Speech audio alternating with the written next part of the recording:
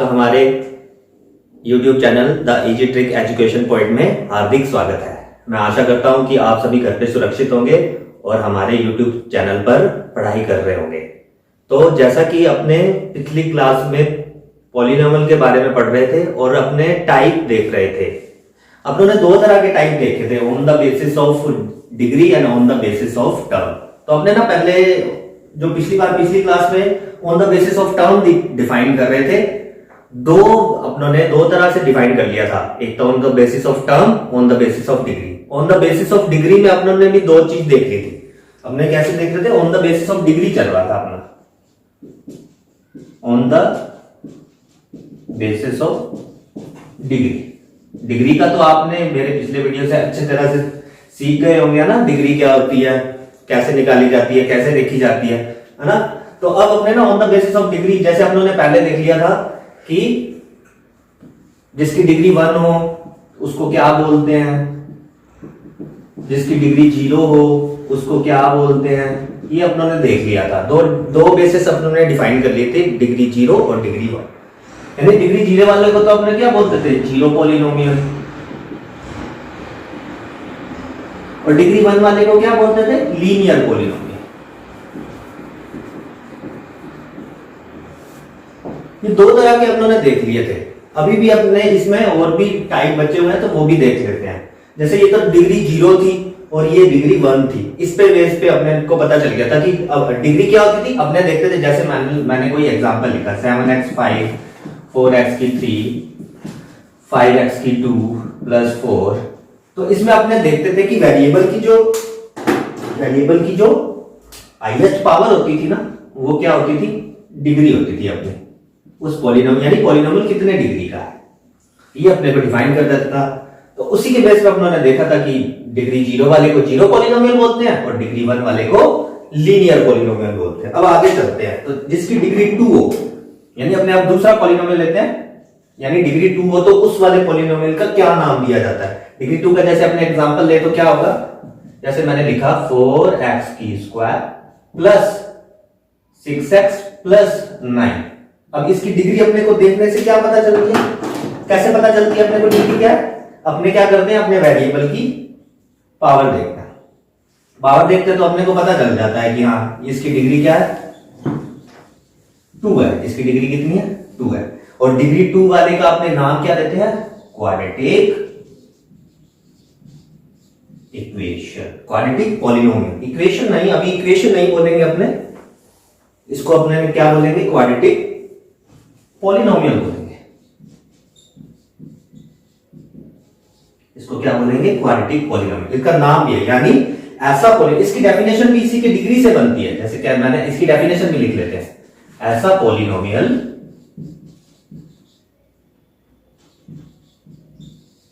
जिसकी डिग्री कितनी हो, जिसकी डिग्री 2 हो, तो उसको क्या बोलते हैं, क्वाड्रेटिक पॉलिनोमियल। ऐसे ही अपने ना, जैसे मैंने एक एग्जांपल और रखता तो उसका तीसरा टाइप भी हो जाएगा। जैसे मैंने तीसरा एग्जांपल लिया, मैंने ये लिखा 4x की क्यूब 6x की स्क्वायर प्लस 5x प्लस 9।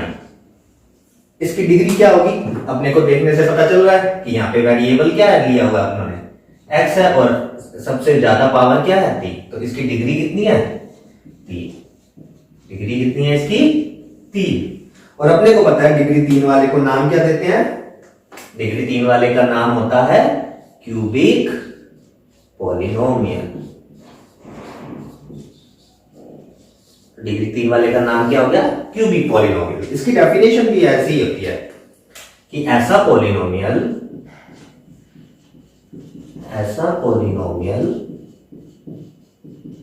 जिसकी डिग्री 3 हो, उसको क्या बोलते हैं, क्यूबिक पॉलिनोमियल। तो ये आपने डिफाइन कर लिया कि कितने तरह के पॉलिनोमियल होते हैं। ज्यादातर अपने यही काम आते हैं, quadratic polynomial, linear polynomial, cubic polynomial. तो अपने को ना जनरली पता होना चाहिए कि ना कि पॉलिनोमियल होता कितने तरह का है और कैसे कैसे उसको डिफाइन किया जाता है।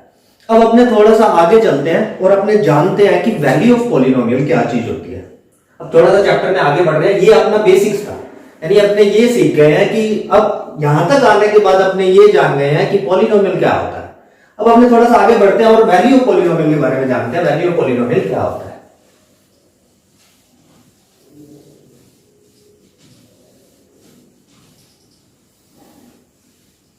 देखो वैल्यू ऑफ, अपनी आईडी क्या है? Value of polynomial. Value of polynomial, value of polynomial, जैसे मैंने कोई एग्जांपल लिया, इसको एग्जांपल से समझते हैं, फिर इसकी डेफिनेशन भी इसके एग्जांपल से हो जाती है। डेफिनेशन कोई भी याद नहीं करनी पड़ती है, सिर्फ इसके एग्जांपल से ही अपने सब कुछ समझ लेंगे। जैसे मैंने एक एग्जांपल लिया, जैसे मैंने लिखा 7x की 5, ये पॉलिनोमियल है तो अपने इसको नाम भी दे देते हैं px। px equal to 7x की 5 4x स्क्वायर 6x प्लस 4। मैंने वैल्यू ऑफ पॉलिनोमियल का मतलब क्या होता है कि मैंने इस वेरिएबल में मान लो x की जगह 1 पुट किया। मैंने क्या किया? x की जगह 1 पुट किया। 1 पुट करने पर इसकी वैल्यू क्या आई? 1 पुट करके देखते हैं। 1 की 5 4, 1 की 2 6, 1 प्लस 4। 4 करने पर देखो वैल्यू क्या है? 7 प्लस 4 प्लस 6 प्लस 4, 7 से 11 11 से 17 4 21, यानी 21। यानी P1 रखने पर अपनी इस पॉलिनोमियल की वैल्यू कितनी आई है? 21। यानी इससे यह जाता है कि अपने ना किसी भी पॉलिनोमियल की वैल्यू निकालनी है, किसी भी पॉलिनोमियल की वैल्यू निकालनी है तो उसके अंदर अपने क्या करते हैं? उसकी जगह कोई भी नेचुरल नंबर पुट करते हैं और x की जगह पुट करने पर जो उसका वैल्यू आता है वही उसका क्या होता है? Value of polynomial. यानी वैल्यू ऑफ पॉलिनोमियल का मतलब यह है कि ये एक नंबर होता है जो उस पॉलिनोमियल के अंदर रखने पर उसका जो भी वैल्यू देता है वो उसका वैल्यू ऑफ पॉलिनोमियल होता है। बस यहीं से अपने चलते हैं कॉन्सेप्ट की तरफ, क्योंकि अपने को मेनली जानना था कि जीरो ऑफ पॉलिनोमियल क्या होता है। जनरली बच्चे क्या करते हैं? जीरो ऑफ पॉलिनोमियल को ओनली जीरो समझ लेते हैं, पर ये जीरो नहीं होते हैं। आइए अपने जानते हैं कि जीरो ऑफ पॉलिनोमियल क्या होता है। पहले अपने को जीरो ऑफ पॉलिनोमियल के बारे में पढ़ना था, वैल्यू ऑफ पॉलिनोमियल समझ में आ गया होगा आपको। अब अपने चलते हैं जीरो ऑफ पॉलिनोमियल क्या होता है। जनरली बुक्स के अंदर ना सीधी डेफिनेशन लिखी होती है कि जीरो ऑफ पॉलिनोमियल, आदत को तो समझ में ही नहीं आता है कि क्या होता है। जीरो ऑफ पॉलिनोमियल का मतलब क्या होता है? मैंने कहा ये ऐसा नंबर होता है, ऐसा नंबर होता है जो पॉलिनोमियल में पुट करने पर उसकी वैल्यू जीरो देता है। वैल्यू जीरो मतलब हिंदी में बोलते हैं शून्य। वैसे ना हम तो मिंडी बोलते हैं इसको, मिंडी, इसको शून्य भी बोलते हैं, जीरो भी बोलते हैं। मतलब इसकी वैल्यू जीरो देगा, ना कि ये खुद जीरो होता है, जीरो देता है। जैसे मान लो आपको ना कोई भी लीनियर इक्वेशन दी हुई है, जैसे मैंने कोई लीनियर इक्वेशन का एग्जांपल लिया। लीनियर इक्वेशन क्या होती है आपने को पता है, जिसकी डिग्री क्या होगा। जैसे मैंने 2x प्लस 4 लिया, ये मेरा क्या है? कोई लीनियर इक्वेशन। जैसे मैं मान लो ये क्या है? px बराबर, ये पॉलिनोमियल का नाम px बराबर 2x प्लस 4। अब ये अपने को पता है लीनियर पॉलिनोमियल है। अब मैंने क्या किया? इस पॉलिनोमियल को, अगर मुझे इसका जीरो निकालना है ना तो मुझे क्या करना पड़ेगा?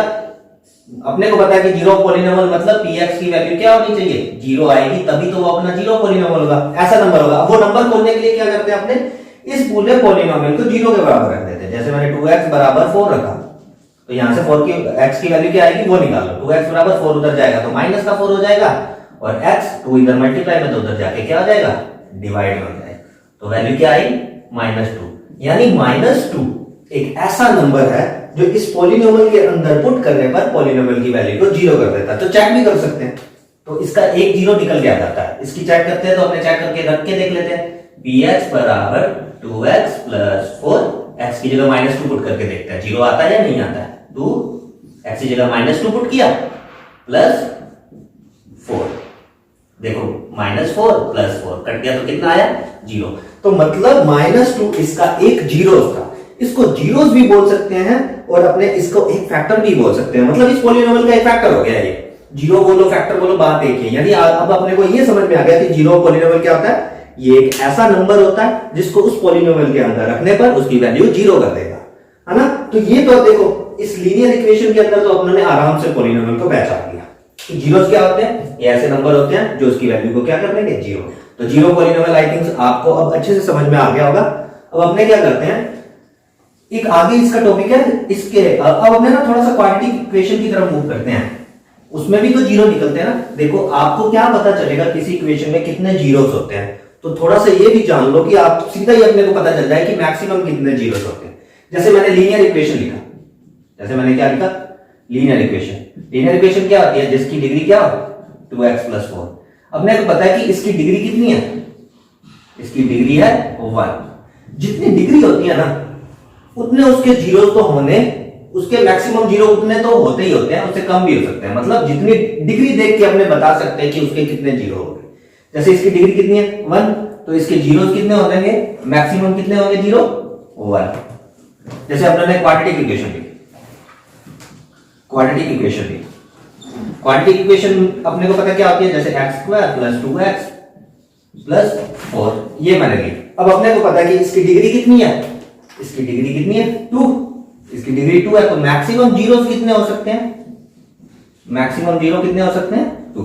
देखो जीरो, मैं ये बार बार जो 0 0 बोल रहा हूं इसका मतलब वो शून्य नहीं है, मतलब ये वो वैल्यू है जिसपे इस पॉलिनोमियल पे रखने पर इसकी वैल्यू को 0 कर देंगे।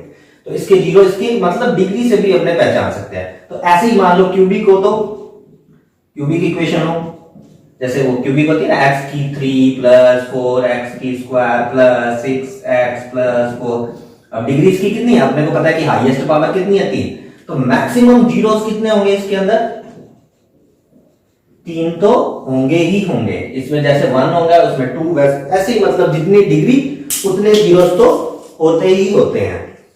चलो अब अपने क्या करते हैं इसके, अब देखो क्वाड्रेटिक इक्वेशन अपने ना मेनली अपना जो टॉपिक है ना, जो अपनी एक्सरसाइज है 2 पॉलिनोमियल, उसमें ना क्वाड्रेटिक इक्वेशन में ना क्वाड्रेटिक इक्वेशन को लेके है। तो अपने मेनली अब सीधा जा रहे हैं क्वाड्रेटिक, क्योंकि अब अपने पूरा डिफाइन कर लिया कि पॉलिनोमियल कैसा होता है क्या होता है। तो अब अपने चलते हैं क्वाड्रेटिक इक्वेशन की तरफ, क्योंकि उस पे ही अपना पूरा चैप्टर डिपेंड है। यानी अब मैं क्वाड्रेटिक इक्वेशन लिखूंगा तो आपको पता चल जाएगा कि हाँ इसको क्वाड्रेटिक क्यों बोला गया और इसकी जीरोस कितने होंगे। जैसे अब अपने चलते हैं क्वाड्रेटिक, मेन पूरा चैप्टर इसी पे फोकस करता है। क्वाड्रेटिक पॉलिनोमियल के बारे में पढ़ते हैं। जनरली क्या आता है कि ना क्वाड्रेटिक पॉलिनोमियल अपने को समझ में ही नहीं आता है कि क्या चीज होती है। तो जैसे मैंने इसका एक एग्जांपल लिखा, जैसे 2x² + 6x + 4, ये अपना क्या है क्वाड्रेटिक इक्वेशन। इसकी अगर स्टैंडर्ड फॉर्म लिखी जाए ना, स्टैंडर्ड फॉर्म लिखी जाए तो वो कैसे लिखी जाएगी, इसको वेरिएबल उसमें कोएफिशिएंट और वेरिएबल की फॉर्म में लिखते हैं ax² + bx + c। ठीक है, जहां पे a ये क्या है, a अपना कोएफिशिएंट है, a अपने क्या है कोएफिशिएंट, a भी कोएफिशिएंट, b भी कोएफिशिएंट, c भी कोएफिशिएंट, और ये अपने को पता है x ये क्या है वेरिएबल। अब जनरली क्या करना है अपने को ना, इसके अपने को पता है कि इसके अंदर इसके क्वाड्रेटिक इक्वेशन है तो जीरो कितने होंगे 2 होंगे। अब अपने को ना इसके जो जीरोस आएंगे उसके और ये जो कोएफिशिएंट होते हैं ना इसके बीच में एक रिलेशन होता है, उस रिलेशन के बारे में अपने को मेनली पढ़ना है। तो अपना अगला जो टॉपिक है वो यही है कि जीरो और कोएफिशिएंट के बीच में रिलेशन, किसके क्वाड्रेटिक पॉलिनोमियल के, क्वाड्रेटिक पॉलिनोमियल के जीरो और कोएफिशिएंट के बीच में क्या रिलेशन होता है वो देख लेते हैं अपने। जैसे देखो जीरो पॉलिनोमियल तो अपने पढ़ लिया, अब अपने पढ़ रहे हैं जो क्वाड्रेटिक पॉलिनोमियल होता है, क्वाड्रेटिक पॉलिनोमियल होता है उसके जो जीरोस होते हैं और उसके जो कोएफिशिएंट होते हैं उसके बीच में रिलेशन क्या होता है वो अपने जानते हैं।